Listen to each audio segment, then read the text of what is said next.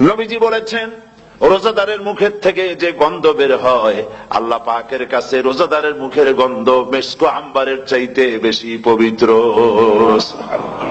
আপনার মুখের গন্ধটাও আল্লাহর কাছে পবিত্র। রোজাদারের জন্য, রোজাদারদের জন্য জান্নাতের একটি দরওয়াজা খাস করে রাখা হয়েছে, যার নাম রায়্যান। এই দরওয়াজা রোজাদারদের জন্য, কেবলমাত্র রোজাদারেরা সেখান থেকে প্রবেশ করবে, আর কেউ প্রবেশ করতে পারবে না। এই রোজাদারদের সম্পর্কে আল্লাহ পাক বলেছেন, হাদিস শরীফে এসেছে, বুখারী শরীফের হাদিস, রাসূল করিম সাল্লাল্লাহু আলাইহি ওয়াসাল্লাম বলেছেন, লিসাইমে ফারহাতান, ফারহাতুন ইনদা ফিতরিহি ওয়া ফারহাতুন ইনদা লিকাই রাব্বিহি। রোজাদারের জন্য দুইটা খুশি। কয়টা খুশি বলুন তো? কে বলছেন? আল্লাহ রাসূল বলছেন, রোজাদারের জন্য দুইটা খুশি। লিসাইমে ফারহাতান, দুটি খুশি। ফারহাতুন ইনদা ফিতরিহি, একটা খুশি হচ্ছে ইফতারের সময়। এই ফিতরিহিতে, এই ফিতরিহি দুটি কথা, এই একটি কথার দুটি ব্যাখ্যা হয়। একটা হচ্ছে ইফতারের সময়, ইফতারের কথা বলা হয়েছে, আর ঈদের কথাও এর মধ্যে বলা হয়েছে। ইফতারের সময় হলো একটা খুশি, আর একটা খুশি হচ্ছে ইনদা লিকাই রাব্বিহি, যখন রোজাদারের সঙ্গে আল্লাহ পাক দেখা করবেন তখন হবে আরেকটা খুশি। তার মানে হচ্ছে রোজাদারদের সঙ্গে স্পেশাল আল্লাহ রাব্বুল আলামিন সাক্ষাৎকারের ব্যবস্থা করবেন। সুবহানাল্লাহ। তাহলে দুটি জিনিস হলো, একটা হলো ইফতারের জন্য দুটা, রোজাদারের জন্য দুটা খুশি, একটা হলো ইফতারের সময়, আর একটা হচ্ছে আল্লাহর সঙ্গে যখন দেখা করবে। তো ইফতারের যে খুশিটা, এই খুশি রোজাদার ছাড়া কেউ বুঝবে না। ইফতার সারাদিন রোজা রাখার পর সামনে পেঁয়াজি, বেগুনি, সালাদ, তরমুজ, মিষ্টি, তারপরে আম্বালা সুইট মিটের নানান রকমের মিষ্টি, এরপরে মুড়ি, কত কিছু সব সামনে নিয়ে বসে আছে। দেখছেন অবস্থা? সমস্ত কিছু সামনে বসা, ঘড়ির দিকে তাকানো। আপনি যদি 5 মিনিট আগে খান, ফেরেশতা এসে মুখের উপর থাপ্পড় মারবে, বেটা খাইলি কেন? বলবে কেউ? বলবে না। কোন ফেরেশতা লাঠি নিয়ে দাঁড়ায় আছে? দাঁড়ায় নাই। কিন্তু আপনি খাচ্ছেন না কেন? সুবহানাল্লাহ, সুবহানাল্লাহ বলবেন না? অন্তত 1500 বছর আগে আল্লাহ রাব্বুল আলামিন নির্দেশ করে রেখেছেন, সূর্য সাদা হওয়া থেকে, পূর্ব দিগন্ত সাদা হওয়া থেকে শুরু করে পশ্চিম দিগন্তে যখন কালো হয়ে কালো রেখা দেখা দেবে, যখন মাগরিব হয়ে যাবে, সূর্যাস্ত যাবে, ততক্ষণ পানাহার আর স্ত্রী সম্ভোগ থেকে বিরত থাকো। 1500 বছর আগের আল্লাহ রাব্বুল আলামিনের এই নোটিশ কিভাবে কার্যকরী হচ্ছে উম্মতের মধ্যে, মুসলমানদের ভেতরে। খাবার সামনে আছে, পিপাসা লেগেছে। এখন তো পিপাসা লাগে না, খুব ঠান্ডার সময়, এখন রোজা রাখতে খুব মজা হবে, তাই না? খুব মজার রোজা। কিন্তু এই রোজা যখন জুন মাস আর জুলাই মাসে আসবে, তখন টের পায় মানুষ রোজা কাহাকে বলে। প্রচন্ড পিপাসা, সামনে সব খাবার পড়ে আছে, একটা খাবারের দিকে রোজাদারের হাত যায় না, ঘড়ির দিকে তাকায় আর চুপ করে বসে বসে আল্লাহর জিকির করতে থাকে। আল্লাহ কয়, ফেরেশতারা দেখ, এই বান্দা বানাইতে নিষেধ করছিলি। সুবহানাল্লাহ। আল্লাহ খুশি হয়ে যান। রোজাদার অপেক্ষা করতে থাকে, ঠিক যখন কাটায় কাটায় সময়টা এসে গেছে, তখন আল্লাহর নাম করে খুরমা দিয়ে, পানি দিয়ে ইফতার শুরু করে দিল। আল্লাহ পাক খুশি হয়ে গেলেন। এই যে ইফতার, সারাদিন রোজা রাখা ইফতার করায় যে মজা, রোজা রাখলো না এরকম লোকেরাও কিন্তু ইফতার করে না? পুরান ঢাকায় আছে, ঢাকা তো কয়েকটা এলাকা আছে, পুরান ঢাকার লোকেরা নাকি বলে যে, যারা রোজা রাখে না তারা বলে যে, রোজা না রাখে একরকম পাপ করছি, আর ইফতার না করিয়া কবিরা গুনাহ করবো নাকি? ইফতার তো করাই লাগে। তো খুব মজা করে ইফতার করে তারা। তো সারাদিন রোজা রেখে পেঁয়াজি, ছোলা, বুট, মুড়ি খাওয়ায় যে মজা, সারাদিন ভাত খাইয়া তারপরে ইফতারের শরীক হওয়া, ছাগলে ঘাস খাইলে যেমন লাগে ওইরকম তার মুখে লাগে। এই মজা পাবে না। রোজাদারের যে মজা লাগে সেই মজা সে পাবে না। সারা মাস রোজা থাকার পর, আল্লাহর হুকুম মেনে সারা রাত রোজা রাখার পর, তারপরে ঈদের দিনে জামা কাপড় পরিষ্কার করে, শেরওয়ানি গায়ে লাগাইয়া, পাঞ্জাবি পরে, আতর মেখে, এরপরে ঈদের জামাতে যখন দাঁড়ায় যায়, সে যে মজা পায়, সারা মাস রোজা রেখে ঈদের জামাতে গিয়ে সে যে মজা পায়, যে রোজা রাখলো না, ঈদের দিনে খুব জামা, পাজামা, সেন্ট এগুলো মেখে টেকে প্রথম কাতারে গিয়ে দাঁড়ায় গেছে, ও সেই মজা পাবে না। ওর মনের মধ্যে একটা সোর সোর ভাব থেকেই যায়। সে মনে মনে ভাবে এই জামাত আমার না, জোর করে আসছি, এখানে দাঁড়াবার যোগ্যতা আমার নাই। মনের মধ্যে সে একটা অপরাধী ফিল করে, সে ফিল করতে থাকে। সুতরাং রোজাদারের জন্য দুইটা খুশি, একটা হচ্ছে ইফতারের সময়, আর একটা খুশি হবে যখন আল্লাহ তাদেরকে দেখা দেবেন। সুবহানাল্লাহ। এই রোজা আল্লাহ পাক দান করেছেন। আচ্ছা, কি জন্য রোজা আমাদের দিলেন? এই জন্য দিয়েছেন যে একটা মাস পৃথিবীর মুসলমানরা না খেয়ে থাকুক দিনের বেলায়, ওই না খেয়ে থাকার যে খাবারগুলি বাঁচবে এগুলি আল্লাহ অন্য কোন এলাকার মানুষদের খাওয়াবেন নাকি? এই জন্য করেছেন রোজা, এই জন্য করেন নাই। রোজার ফজিলত আল্লাহর নবী বলেছেন, রমজান মুবারকের এত ফজিলত, মানুষ যখন কোন ইবাদত করে আল্লাহ পাক সেই ইবাদতের নেক আমলের সওয়াব 10 থেকে শুরু করে 700 পর্যন্ত বাড়ায় দেন। 10 থেকে শুরু করে 700 বাড়ায় দেন, ইল্লা সাওম, রোজা ছাড়া। নবীজি বলেছেন, রমজান মুবারকে কেউ যদি একটি নফল কাজ আদায় করে, একটি নফল ইবাদত করে, অন্য মাসের একটি ফরজ আদায় করার সওয়াব আল্লাহ পাক নামায় আমলে দিয়ে দিবেন। রমজান মুবারকে কেউ যদি একটি ফরজ আদায় করে, অন্য মাসের 70টি ফরজ আদায় করার মতো সওয়াব আমলনামায় আল্লাহ দিয়ে দিবেন। সুবহানাল্লাহ। এই মাস আমাদের সামনে, আল্লাহু আকবার বলি, আল্লাহু আকবার বলি, আলহামদুলিল্লাহ। এই পবিত্র মাস আমাদের সামনে। এই মাসে এত সওয়াব, নফল হয় ফরজের মতো, আর ফরজ হয় 70টা ফরজের মতো। এত সওয়াব কেন হইল? আমরা না খেয়ে থাকি সেই জন্য নাকি? বলতে পারেন কেন হলো? একটি কারণ, শাহরু রমাদান আল্লাযী উনজিলা ফীহিল কুরআন। সুবহানাল্লাহ বলবেন না? এই রমজান মাস হচ্ছে সেই মাস যে মাসে আল্লাহ রাব্বুল আলামিন কোরআনে কারীমকে নাযিল করেছেন।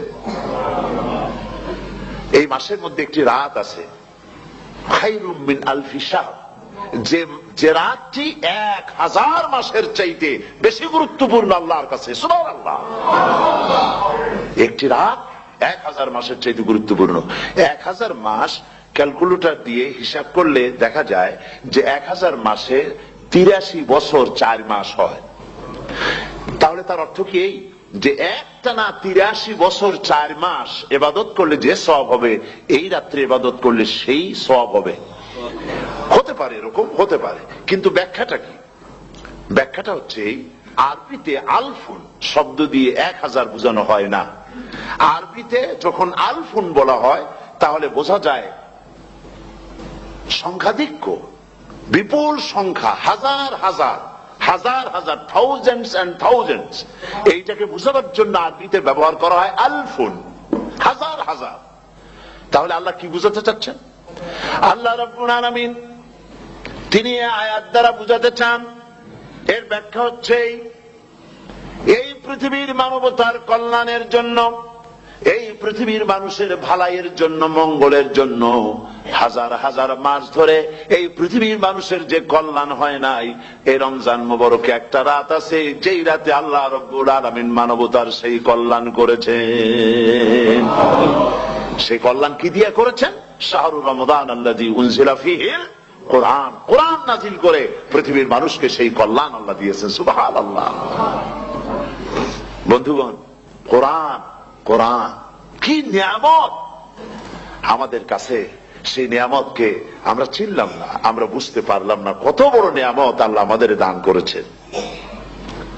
এই কোরআন যেন আপনি শুনতে পারেন, পড়তে পারেন, বুঝতে পারেন, সেই জন্য আল্লাহ রাব্বুল আলামিন শরিয়াত কি সুন্দর ব্যবস্থা করেছে। কোরআন শোনার জন্য রমজান মুবারকে তারাবিহের নামাজের ব্যবস্থা করা হয়েছে। সুবহানাল্লাহ, সুবহানাল্লাহ। যারা সব সময় পড়তে পারেন না, কোরআন তেলাওয়াত জানেন না, অথবা সারা বছরও এক খতম কোরআন শরীফ পড়া হয় না, শরিয়াত কি সুন্দর বিধান করলো যে আপনি যেন 30 পারা কোরআন শরীফ শুনতে পারেন। এই ব্যবস্থা তারাবিহের নামাজের মধ্যে শরিয়াত করে দিয়েছে। আলহামদুলিল্লাহ, আলহামদুলিল্লাহ।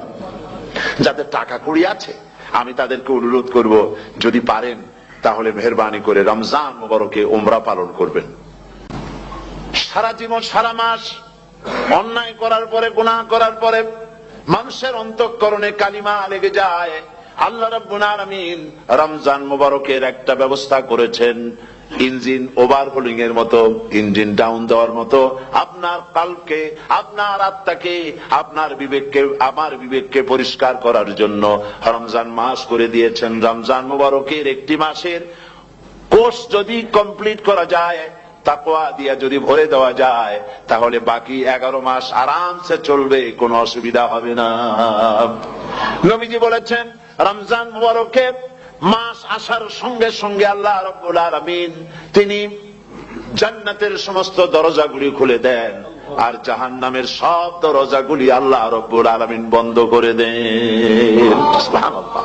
আর শয়তানকে শৃঙ্খল দিয়ে বেঁধে ফেলা হয়, শিকল দিয়ে শয়তানরা বান্ধা হয়ে যায়। এই হাদিসটা যখনই শোনাই বিভিন্ন জায়গায়, লোকেরা বিভিন্ন জায়গায় প্রশ্ন করে, হুজুর কোন তো যে শয়তানরে বান্ধিয়ে হয়, কিন্তু রমজান মাস তো লোকেরা মদ খায়, মিথ্যা কথা কয়, তাহলে শয়তান বান্ধা থাকলো কেমনে? আমি বলি দেখেন, এর ব্যাখ্যা আছে। এর ব্যাখ্যা হলো এই, কোন কোন ঘড়ি আছে একবার চাবি দিলে 6 মাস চলে, আর একবার চাবি দিলে 2 বছর চলে, আবার চাবি দিলে লাইফ চলে যায়, এরকম ঘড়িও আছে। কোন কোন মানুষের শয়তানে এমন চাবি দিছে যে চাবিতে 6 মাস চলে, কোনটায় 10 মাস চলে, কোনটায় বছর চলে। রোজার মাসেও যারা গুনাহ করে শয়তানে এমন চাবি দিছে যে রোজার মাসেও বন্ধ হচ্ছে না। এরা শয়তানের খপ্পরে পড়ে গেছে। আল্লাহ এই চাবি থেকে মুসলমানদেরকে হেফাজত করুন, বলি আমিন। জোরে বলেন আমিন। শয়তান থেকে পানাহ কেউ দিতে পারে না, কোন গভর্নমেন্ট পারবে না। ব্রিটিশ গভর্নমেন্ট পারবে নাকি? American government? কেউ পারবে না। শয়তান থেকে পানাহ দিতে পারে কেবলমাত্র কে? ওই আল্লাহ রাব্বুল আলামিন আমাদেরকে শিখায় দিয়েছেন, শয়তানের ওয়াসওয়াসা থেকে আমার কাছে পানাহ চাও। আউযু বিল্লাহি মিনাশ শাইতানির রাজীম। বিতাড়িত মরদুদ শয়তানের ওয়াসওয়াসা থেকে পানাহ চাই, আল্লাহর কাছে পানাহ চাও। আল্লাহ পাক বলেন আমি পানাহ দিতে পারি শয়তানের ওয়াসওয়াসা থেকে। শয়তান থেকে আশ্রয় একমাত্র সিকিউরড, নিরাপত্তা পেয়েছেন আল্লাহর পয়গম্বরেরা। সুবহানাল্লাহ। আম্বিয়া আলাইহিমুস সালাম তারা আল্লাহ কর্তৃক নিয়ন্ত্রিত, শয়তানের ক্ষমতা নাই পয়গম্বরদের কাছে যাওয়া। চতুর সীমানার ভেতরে শয়তান প্রবেশ করে কোন নবীকে ওয়াসওয়াসা দিতে পারবে না, বলি সুবহানাল্লাহ। এই জন্য শয়তান থেকে বেঁচে যাওয়া, শয়তানের ওয়াসওয়াসা থেকে বাঁচা খুবই কঠিন। সেই জন্য আল্লাহ পাক বলছে শয়তানকে বেঁধে রাখা হয়, জান্নাতের সমস্ত দরজা খোলা, জাহান্নামের সমস্ত দরজা বন্ধ হয়ে যায়। এই নিয়ামতের মাস আমাদের সামনে। প্রত্যেকটি যখন কোন ওয়ার্কশপ হয়, তো ওয়ার্কশপের জন্য এক একটা কি বলে সিলেবাস থাকে। রমজান মুবারক একটা ওয়ার্কশপ। এই ওয়ার্কশপের মধ্যে একটা সিলেবাস আছে, সেই সিলেবাসের নাম হচ্ছে কোরআন। কোরআন কোরআন কোরআন নাজিলের মাসে আমরা কি কোরআন তেলাওয়াত করি? বলেন। রোজা হচ্ছে, হাদিস শরীফের মধ্যে বলা হয়েছে আস-সাওমু জুন্নাহ, রোজা হচ্ছে ঢাল। রোজা কি কন্ত? ঢাল। বোঝেন তো ঢাল কি? প্রোটেক্টর। আপনি জিহাদের ময়দানে, যুদ্ধের ময়দানে নিরাপত্তার জন্য, বাইরের থেকে আক্রমণকে ফিরাবার জন্য কি ব্যবহার করেন? ঢাল ব্যবহার করেন। রোজা হচ্ছে ঢাল, শয়তানের সমস্ত আক্রমণ থেকে বাঁচার জন্য রোজা হচ্ছে ঢাল। রোজার দিনে কেউ যদি আপনার সাথে ঝগড়া করে, তাহলে রাসূল বলেছেন তুমি বলো, তুমি ঝগড়ায় প্রবৃত্ত হবে না। তোমার সাথে যদি কেউ ঝগড়া করে, তুমি বলবে ইন্নী সাইম, আমি রোজাদার। আমি তোমার মতো ঝগড়া করতে আমিও পারি, আমি তোমার মতো গালাগালি দিতে পারি, কিন্তু আমি দেব না, ঝগড়াও করব না, গালিও দেব না, মারামারিও করব না, কারণ আমি রোজাদার। সুবহানাল্লাহ। রোজা আপনাকে গুনাহ থেকে বাঁচায় দেবে। দেখেন রোজা কিভাবে গুনাহ থেকে বাঁচায়। মিথ্যেবাদী, মিথ্যেবাদী সারাক্ষণ মিথ্যে কথা বলে, কিন্তু রোজার মাস আসছে। এখন মিথ্যাবাদী যারা, তাদের ঘনিষ্ঠ লোকদের কাছে শুনেছি যে তারা বলে, যদি কোনো লোক দিনের বেলা আইসে যায় আর এমন কথা, যে কথা বলতে গেলে মিথ্যা বলা ছাড়া উপায় নাই তার জন্য, সে তখন বলে ভাই তুমি তো অসময় আসছো, এখন আমি খুব ব্যস্ত, আই এম ভেরি বিজি, তুমি রাত্রে আসো। কথা বুঝতে পেরেছেন তো? রোজা হচ্ছে কি? রোজাটা কি বলে? ঢাল। কোন মেয়ে লোকের দিকে চোখ পড়লো, আহা আমি তো রোজাদার, চোখকে সাথে সাথে নিচে নামায় ফেললো, গানের আওয়াজ আসলো, আমি তো রোজাদার, সে গানটা শুনলো না। কাজী সমস্ত গুনাহ থেকে বাঁচার জন্য রোজা একটা বিরাট হাতিয়ার। সুবহানাল্লাহ।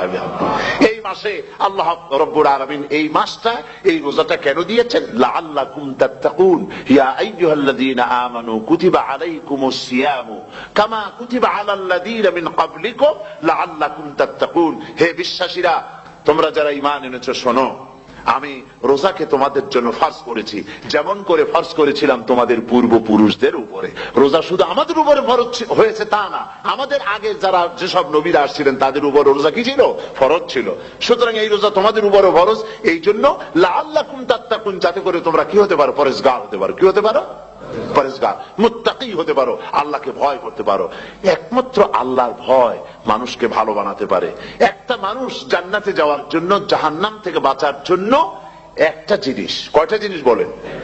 একটি জিনিস যদি ভেতরে থাকে তাহলে সমস্ত গুনাহ থেকে বাঁচতে পারে। আর একটি জিনিস যদি না থাকে তাহলে এমন কোন কাজ নাই পৃথিবীতে যা সে করতে পারে না। সেই কাজটার নাম কি? তাকওয়া। সবাই বলেন, কাজটার নাম কি? তাকওয়া। যদি ভেতরে আল্লাহ পাকের ভয় থাকে, রব্বুল আলামিন আমাকে দেখছেন, তিনি আমাকে শুনতেছেন, এই ভয় যদি অন্তঃকরণের ভিতরে থাকে তাহলে এই লোকটি কোনো গুনাহের কাজ করতে পারবে না, মিথ্যা বলতে পারবে না, ওজনে কম দিতে পারবে না, খাদ্যে ভেজাল দিতে পারবে না, শয়তানি বদমাশি করতে পারবে না। আর যদি এই জিনিসটির অভাব থাকে, যদি তাকওয়া না থাকে, তাহলে সমস্ত অন্যায় কাজ সে করতে পারবে। এই জন্য আল্লাহ রাব্বুল আলামিন বলেন, রোজা এই জন্য দান করেছে যাতে করে, রোজার মাস এই জন্য দিলাম, লাআল্লাকুম তাত্তাকুন, তোমাদের ভিতরে তাকওয়ার সৃষ্টি হয়। এই ওয়াজ আমি আপনাদের সামনে অনেকবার করেছি। হযরত ওমর রাদিয়াল্লাহু তাআলা আনহু রাতের বেলায় ঘুরতে ঘুরতে দেখেন এক বাড়িতে আলো জ্বলছে, শেষ রাত। এই রাত্রে বাড়িতে আলো জ্বলে কেন? ভাবলেন কোন অসুখ বিসুখ হলো নাকি। তো উনি কাছে গেছেন, গিয়ে কান পেতে শুনতেছেন। বাড়ির মালিক বুড়ি তার যুবতী মেয়েকে ডেকে বলছে, মা ওঠো, তাড়াতাড়ি ওঠো। কেন? কয় যে সকাল তো হয়ে গেল, দুধ দই এনেছি, আমি দুধ এনে রাখছি, এখন তুমি পরিমাণ মতো সবটা পাত্রে পানি দিয়ে ভরে দাও, তাহলে ওজন বেশি হবে আর আমরা ভালো লাভ করতে পারবো। মেয়ে বলছে, মা তুমি বলো কি, এটা আমার দ্বারা সম্ভব না। কেন সম্ভব নয়? হযরত ওমর এক ফরমান জারি করেছেন, তিনি বলেছেন তিনি পানিতে, দুধের মধ্যে পানি মিশাতে নিষেধ করেছেন। তাছাড়া রাসূল করিম সাল্লাল্লাহু আলাইহি ওয়াসাল্লাম খাদ্যদ্রব্যে ভেজাল দিতে নিষেধ করেছেন। কাজী হযরত ওমরের এই নির্দেশকে আমি অমান্য করতে পারবো না। মা বলছে, দেখো ওমর এখন তো ঘুমাইতেছে, এত রাত্রে তিনি কি এখানে আসছেন নাকি আমাদের এই কারবার দেখতে? তুমি পানি মিশাও ইচ্ছে মতো। মেয়ে বলছে, মা হযরত ওমর ঘুমাতে পারেন, তার পুলিশেরা, তার গোয়েন্দা বিভাগের লোকেরা ঘুমাতে পারেন, হযরত ওমরের চোখকে ফাঁকি দেওয়া যাবে, হযরত ওমরের পুলিশকে ফাঁকি দেওয়া যেতে পারে, কিন্তু আল্লাহ রাব্বুল আলামিনের চোখকে ফাঁকি দেওয়া যাবে না। আমার পক্ষে সম্ভব নয়, আমি দুধে পানি মিশাতে পারবো না। হযরত ওমর রাদিয়াল্লাহু তাআলা চলে গেলেন, গিয়ে তার ছেলেকে ডেকে বললেন, ছেলে আমি তো এখন বুড়া হয়ে গেছি, আমার বিয়ের বয়স নাই, আমি একটা মেয়ের খোঁজ নিয়ে আসছি, যদি আমার বয়স থাকতো এই মেয়েটার আমি বিয়ে করতাম। সুবহানাল্লাহ, সুবহানাল্লাহ। তো এই মেয়েটা তুমি খোঁজ নাও, যদি বিয়ে না হয়ে থাকে তুমি প্রস্তাব দাও বিবাহের। কি সৌন্দর্য তিনি দেখলেন মেয়েটার মধ্যে, স্বাস্থ্য, রূপ, যৌবন, কি দেখলেন? তাকওয়া। জোরে বলেন না, কি দেখলেন? তাকওয়া। এই তাকওয়া তিনি দেখলেন। এই তাকওয়ার উপরে ভিত্তি করে আমিরুল মুমিনিন, অর্ধেকটা পৃথিবীর প্রেসিডেন্ট, খলিফাতুল মুসলিমিন, আমিরুল মুমিনিন হযরত ওমর তার ছেলের জন্য পুত্র বধূ করে তাকে ঘরে নিয়ে আসলেন। সুবহানাল্লাহ। ফায়দা কি হলো? ফায়দা এই হলো, এই মেয়ের গর্ভে যে মেয়ে হলো, সেই মেয়ের গর্ভে ফারুকে সানি, হযরত ওমর ইবনে আব্দুল আজিজ রাহমাতুল্লাহ আলাইহির মতো ফারুকে সানি আল্লাহ দান করে দিলেন।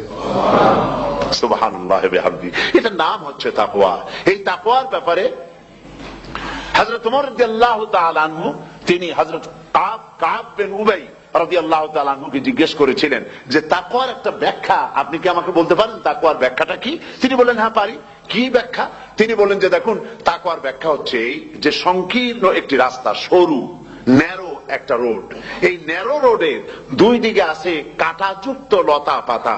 এই কাঁটাযুক্ত লতা পাতার মধ্য দিয়ে এই সরু রাস্তা দিয়ে আপনি যখন যাবেন তো কিভাবে যাবেন? হযরত ওমর বললেন, আমার জামা কাপড় এইভাবে খুব আটোসাটো করে আমরা যাব, যাতে করে গায়ের চামড়াও না ছেড়ে আমার জামাও যাতে না ছিঁড়ে যায়। হযরত কাব বিন উবাই রাদিয়াল্লাহু তাআলা আনহু বলছেন, এটার নামই হচ্ছে তাকওয়া। এটার নাম কি? তাকওয়া। এটার নাম হচ্ছে তাকওয়া। দুনিয়ার অসংখ্য পাপের ভেতর থেকে আপনি চলে যাবেন, পাপ যেন আপনাকে স্পর্শ করতে না পারে। এটার নাম তাকওয়া। বাইন মাছ নিশ্চয়ই খেয়েছেন আপনারা, না লন্ডনে পাওয়া যায় না? পাওয়া যায়। এই বাইন মাছ যারা খেয়েছেন আপনারা, আমি জানি না আপনারা জানেন কিনা, বাইন মাছ কোথায় থাকে? পানিতে থাকে না কাদায় থাকে? মাশাআল্লাহ, বাইন মাছ থাকে কাদার মধ্যে। কিন্তু এই বাইন মাছ যারা ধরেছে তাদের মুখে শুনেছি আমি যে বাইন মাছ থাকে কাদায়, ওকে যখন ধরে টেনে বের করা হয় কাদার মধ্য থেকে, এক ফোঁটা কাদা ওর গায়ে নাই। এই কলুষিত সমাজ, পাপে ভরপুর। গ্রেট ব্রিটেন, আমেরিকা, পাশ্চাত্য, আমাদের দেশ, সর্বত্র পাপ আর পাপ। এই পাপের মধ্যে বাইন মাছ শুধু খাইয়েন না, ওর কাছ থেকে শিক্ষাও গ্রহণ করেন। ও যেমন কাদার মধ্যে থাকে, কাদা ওর গায়ে লাগে না, আপনিও এই সমাজের মধ্যে আপনি আপনার কাজ চালিয়ে যান, পাপ যেন আপনাকে স্পর্শ না করে। আল্লাহ যেন পাপের থেকে আমাদের বাঁচান। আমরা বলি আমিন, সবাই বলেন আমিন। এটার নাম হচ্ছে তাকওয়া। আর তাকওয়া লম্বা জামায় তাকওয়া হয় না, লম্বা দাড়িতে তাকওয়া হয় না, পাগড়ি একটা বানলেই তাকওয়া হয় না। রাসূলুল্লাহ সাল্লাল্লাহু আলাইহি ওয়াসাল্লাম বলছেন তাকওয়া হা হুনা, হা হুনা, হা হুনা, তিনবার বলেছেন, বুকের দিকে দেখায় বলেছেন তাকওয়া হা হুনা। তাকওয়া হচ্ছে এখানে। এর অর্থ এই নয় যে আমি দাড়িকে আমি ছোট করে দেখছি, জামাকে ছোট করে দেখছি, তা নয়। কিন্তু বলছি যে তাকওয়াটা হচ্ছে অন্তরের ভেতরে। এই অন্তরের ভেতর থেকেই এটার বহির প্রকাশ হতে হবে। আপনার কথায়, আপনার বলায়, আপনার ওঠায়, আপনার বসায়, আপনার চালচলনে, আপনার বিয়ে শাদীতে, আপনার ব্যবসা বাণিজ্যের সর্বত্র তাকওয়ার ছাপ প্রদর্শিত হতে হবে। তাহলেই আমার মধ্যে তাকওয়া এসেছে বলে প্রমাণ হবে। আর এটাই আল্লাহ পাক চান, রমজান মুবারকে তোমাদের মধ্যে তাকওয়া সৃষ্টি হোক। রোজা সম্পর্কে এই কথাগুলি আমি বলে নিলাম। প্রথম 10 দিন শুধু রহমত নাজিল হবে, দ্বিতীয় 10 দিনে আল্লাহ পাক শুধু মাফ করতে থাকবেন, আর তৃতীয় 10 দিনে আল্লাহ পাক জাহান্নাম থেকে মুক্ত করে দিবেন। সুবহানাল্লাহ। রমজানে মক্কা শরীফে, মদিনা শরীফে ছোট্ট একটা বাচ্চাও ঘুমায় না। অন্তত 5-7 বছর, 8-10 বছর বয়স হয়ে গেছে এরকম বাচ্চা সারা রাত্রে 1 সেকেন্ডের মধ্যে ঘুমায় না। সমস্ত লোক জাগে, ফজরের নামাজ পড়তে থেকে ঘুমায়, সব সমানে 2 হাতে নেকি কামাই করে। নেকি কামাইয়ের মৌসুমে বাহার। রমজান হচ্ছে নেকি কামাইয়ের বসন্তকাল। আপনারা যেন খবরদার মিস করবেন না, মিস করবেন না, খবরদার। এই মাসটা পুরোপুরি কাজে লাগাবার জন্য মায়েরা, আমার মায়েরা, বোনেরা, মেহেরবানি করে এই মাসটা কাজে লাগাবেন। গীবত গাইবেন না, রাগারাগি করবেন না, ঝগড়াঝাটি করবেন না, মিথ্যা কথা বলবেন না, তেলাওয়াত, জিকির, আজগার। আর পুরুষেরাও এই জিকির আজগারের মধ্যে, মানুষকে ভালো কাজের আদেশ করার মধ্যে যা আজকে আল্লাহ আমার দিয়ে বলাইলেন, এই কাজগুলি আমি এবং আপনারা সবাই যেন আমল করতে পারি। আল্লাহ তৌফিক দান করুন।